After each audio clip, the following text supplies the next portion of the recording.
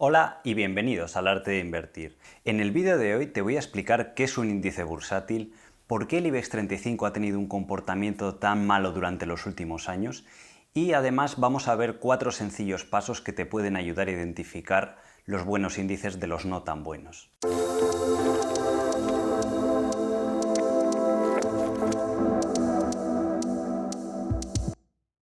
Si hace 100 años le hubiéramos preguntado a un inversor de bolsa qué tal ha ido el año, su respuesta podría haber variado desde muy bueno a muy malo, porque incluso en años malos de bolsa siempre hay acciones que van a subir y van a bajar, con lo cual el comportamiento de la cartera de un inversor dependería de las acciones que hubiera seleccionado. Para solventar este problema y tratar de aislar el comportamiento que ha tenido un grupo de acciones o un país o una región geográfica, se crearon los índices, de tal forma que aparecieron índices como el IBEX 35 o el Standard & Poor's 500 o el Dow Jones. La forma de construir un índice es la siguiente. A cada acción se le asigna un peso normalmente en función del tamaño que tiene en bolsa.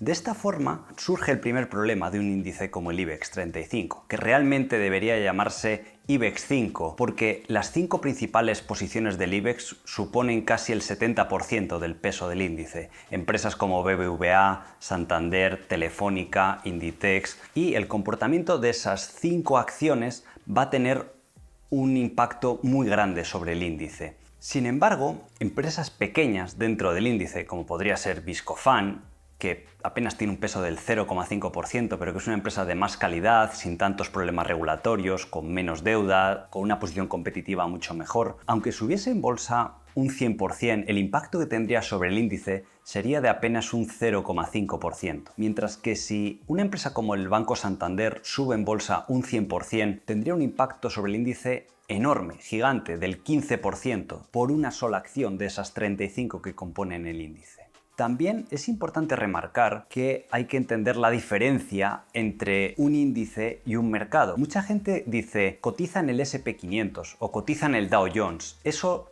es un error. Una acción va a cotizar en los mercados o bolsas. Puede ser la bolsa de Barcelona, la bolsa de Madrid, la bolsa de Nueva York, el Nasdaq, pero una acción no cotiza dentro del S&P 500. Con lo cual, esos índices están hechos para representar el movimiento de esas 500 acciones o de esas 35 acciones que componen ese índice.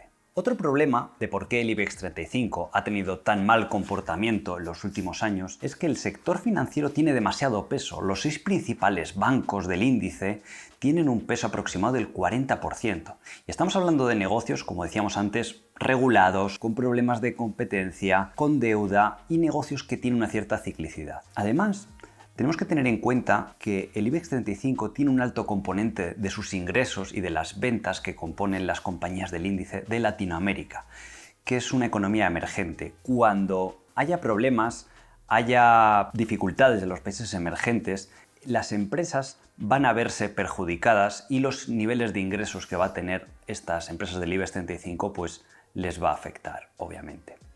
Una diferencia importante que existe respecto al IBEX 35 o índices de mayor calidad, como podría ser el MSCI World, el Standard & Poor's 500, el Dow Jones, es que estos otros índices tienen un peso más equilibrado y negocios de más calidad. Por ejemplo, en el Dow Jones, las 5 principales posiciones, que podrían ser empresas como Apple, Microsoft, Berkshire Hathaway, tienen un peso de en torno al 15%, en contra del 70% que teníamos en el IBEX 35. Además, estos son negocios globales, con una posición competitiva mucho más sólida, con mejores perspectivas de negocio, con menor deuda. Eso va a tener un efecto significativo en los rendimientos que vas a tener como inversor si decides optar por este tipo de inversión pasiva a través de índices. Otro punto que es importante recalcar es que el IBEX 35 no es el termómetro de la economía española. De hecho, este IBEX 5 que podríamos llamar, como hemos comentado antes, por el enorme peso que tienen apenas 5 empresas, no representa la economía española. El mercado español está muy polarizado. Tenemos un grupo muy reducido de empresas muy grandes y otro grupo más fragmentado y muy numeroso de empresas muy pequeñas. No hay un tejido más empresarial o de empresas al menos cotizadas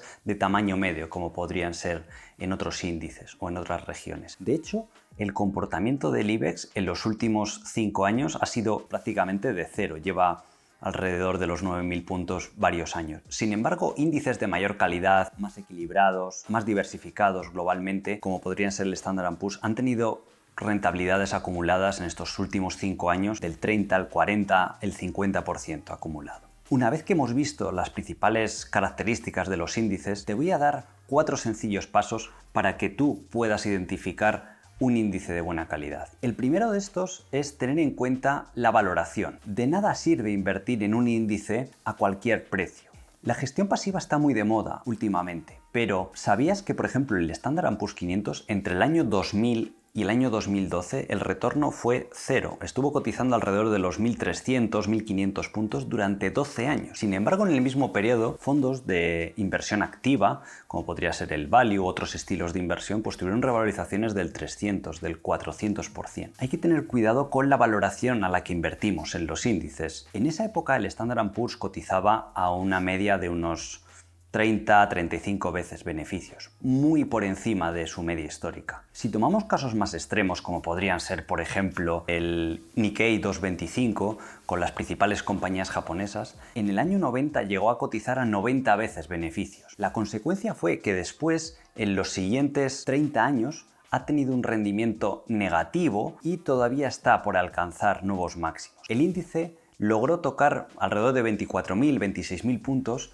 y todavía a día de hoy, casi 30 años después, cotiza alrededor de los 22.000, 20.000 puntos. Segundo punto a tener en cuenta, observa el dividendo de los índices. Cuando consultéis las rentabilidades históricas de un índice, acordaros de hacerlo con la versión Total Return. Hemos dicho que el IBEX ha tenido una revalorización muy mala en los últimos 5 años, pero sí que es verdad que hay que reconocer que la rentabilidad por dividendo es cercana al 5% anual, lo cual es una característica interesante. Índices como el Eurostock 500, el Eurostock 50 tienen un componente de dividendo también muy elevado. Sin embargo, índices más globales, como los que hemos comentado antes, Standard & Poor's 500, Dow Jones, tienen un componente de rendimiento por revalorización más alto y el rendimiento por dividendo es más pequeñito, que es del entorno al 2% anual. Entonces, cuando vayas a consultar rentabilidades históricas, acuérdate de consultar la versión Total Return. Tercer consejo que te puedo dar para invertir con éxito o buscar índices de calidad contra los que